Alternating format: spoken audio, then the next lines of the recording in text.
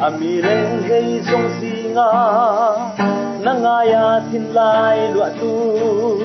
anom lo nge katu berle lung tu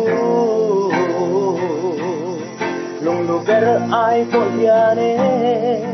kathang sok che o mercha isun sama adar tu yang kaluang ralta kapay damin tu sen nang tau hi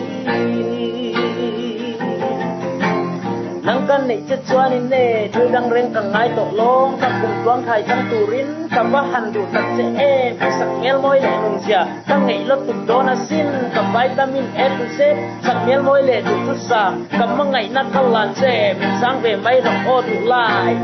ro sumeng ma kan nei lo ma se tu mi song ai chuan ka tu sok ber che asin please accept me of my life nang ka vitamin e tu se in me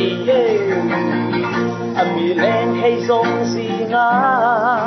nangaya tin lai lua tu anom lo nge katu berle lum tu lung lu ber ai po hiare kathang sok che o mercha isun sama adar tu yang kaluang ralta ka vitamin e tu sen nang tau ini oh kamangai berse suari